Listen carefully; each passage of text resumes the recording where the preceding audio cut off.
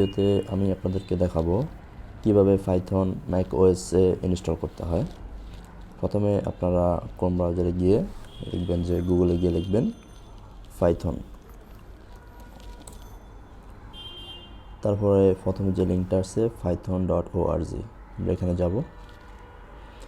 যাওয়ার পর এখান থেকে আমরা ডাউনলোডে ক্লিক করব, অথবা ডাউনলোডে আমি মাউস রাখলেই একটা পপ আপ আসবে, এখান থেকে আমরা পাইথন সিলেক্ট করব। ওকে, সিলেক্ট করার সাথে সাথে ডাউনলোডের অপশন চাইছে, তো আমরা ডেস্কটপ আপাতত সিলেক্ট করলাম। এখান থেকে এই যে ডাউনলোড শুরু হয়ে গেছে, ডাউনলোড কমপ্লিট হয়ে গেছে। তো আমরা এখানে ক্লিক করব, ক্লিক করার সাথে সাথে হ্যাঁ ইনস্টলেশন আসছে, আমরা কন্টিনিউ, তারপরে কন্টিনিউ, আবার কন্টিনিউ, এগ্রি।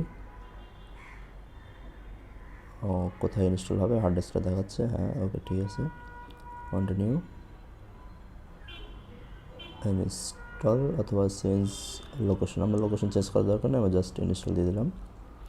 আর যাচ্ছে আমার ম্যাকের পাসওয়ার্ড যাচ্ছে,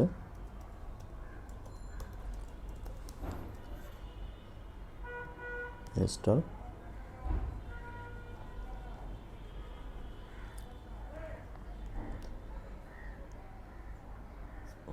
মেবি ইনস্টল হয়ে গেছে, এটা দিই,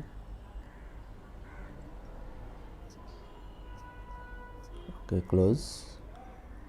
এখন আমরা টার্মিনালে গিয়ে চেক করবো আসলে ইনস্টল হয়েছে কিনা।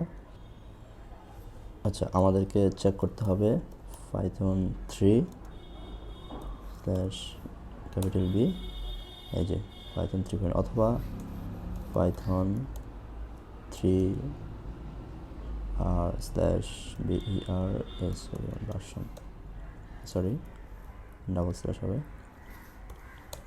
ওকে পাইথন 3, ঠিক আছে। আর যদি আমরা শুধু পাইথন লিখি তাহলে আমাদের পাইথন 2 যেটা সেটা আমাদেরকে দেখাবে।